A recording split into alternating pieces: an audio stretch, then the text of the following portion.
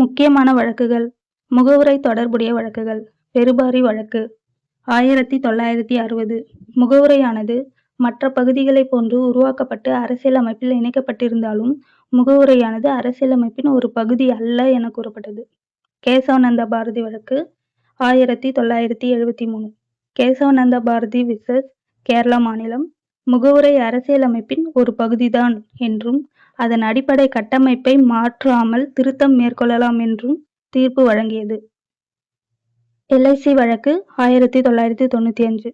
முகவுரையானது அரசியலமைப்பின் ஒருங்கிணைந்த பகுதிதான் என்றும் மீண்டும் உச்சநீதிமன்றத்தினால் தீர்ப்பு வழங்கப்பட்டது. அடிப்படை உரிமைகள் தொடர்புடைய வழக்குகள். கே கோபாலன் வழக்கு விசஸ் மதராஸ் மாகாணம் 1950. தடுப்பு காவல் சட்டத்தின் விதிகளின் கீழ் அடிப்படை உரிமைகள் மீறப்படவில்லை என்று தீர்ப்பளித்தது. சங்கரி பிரசாத் விசஸ் இந்திய அரசு 1951. பகுதி 3 அடிப்படை உரிமைகளை திருத்த பாராளுமன்றத்திற்கு அதிகாரம் உண்டு அப்படின்னு சொல்லிச்சு. செண்பகதுரைராஜ் விசஸ் மதராஸ் மாகாணம் 1951. இவ்வழக்கில் பிரிட்டிஷ் ஆட்சியில் சென்னை மாகாணத்தில் அமுல்படுத்தப்பட்ட வகுப்புவாரி இடஒதுக்கீடு சுதந்திர இந்தியாவில் செல்லாது என்று உச்சநீதிமன்றம் தீர்ப்பு வழங்கியது. எப்படி? இவ்வழக்குல பிரிட்டிஷ் ஆட்சியில சென்னை மாகாணத்தில் அமுல்படுத்தப்பட்ட வகுப்புவாரி இடஒதுக்கீடு சுதந்திர இந்தியாவில் செல்லாது என்று உச்சநீதிமன்றம் தீர்ப்பு வழங்குச்சு. சென்னை மாநிலத்தின் இடஒதுக்கீடு அரசாணை அரசியலமைப்பு சட்டத்தின் 29 2வது பிரிவுக்கு புறம்பானது என தீர்ப்பளித்தனர். சென்னை மாநிலத்தோட இடஒதுக்கீடு அரசாணை அரசியலமைப்பு சட்டத்தின் 29 2வது பிரிவுக்கு புறம்பானது என தீர்ப்பளித்தனர்.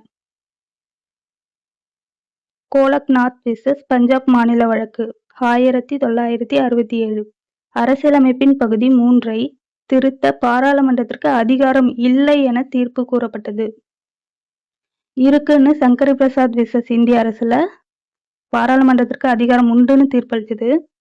1967 கோலக்நாத் விசஸ் பஞ்சாப் மாநில வழக்குல பாராளுமன்றத்திற்கு அதிகாரம் இல்லைன்னு தீர்ப்பு கொடுத்துருக்காங்க. மேனகா காந்தி விசஸ் இந்திய அரசு 1978.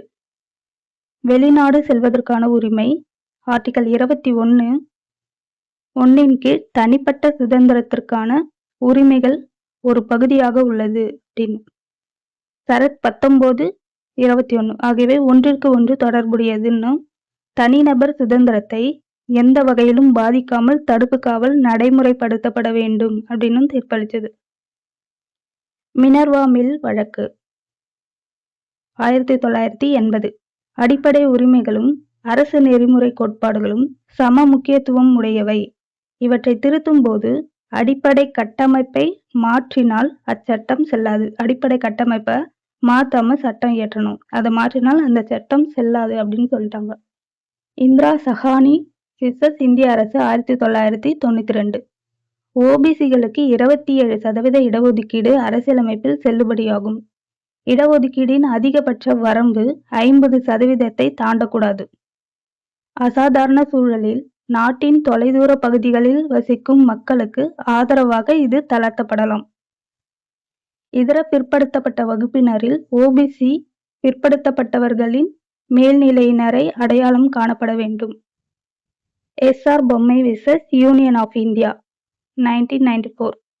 நீதிமன்றம் சரத் 356 கீழ் மாநில அரசை மத்திய அரசாங்கம் பதவி நீக்கம் செய்தது சரியா தவறா என ஆராயும் அதிகாரத்தை பெற்றிருக்கிறது.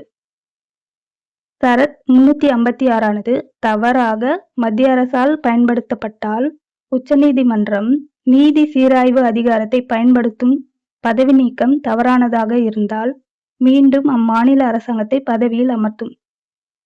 அதாவது ஆர்டிகல் 356 படி மத்திய அரசு தவறா பயன்படுத்தி மாநில அரசை பதவி நீக்கம் செஞ்சுட்டாங்கன்னா அதுல உச்சநீதிமன்ற தலையிட்டு நீதி சீராய்வு மூலம் அதை யூஸ் பண்ணி பதவி நீக்கம் தவறானதாக இருந்தாக்கா மீண்டும் அம்மாநிலத்தை அரசாங்கத்தை பதவியில் அமர்த்தும்.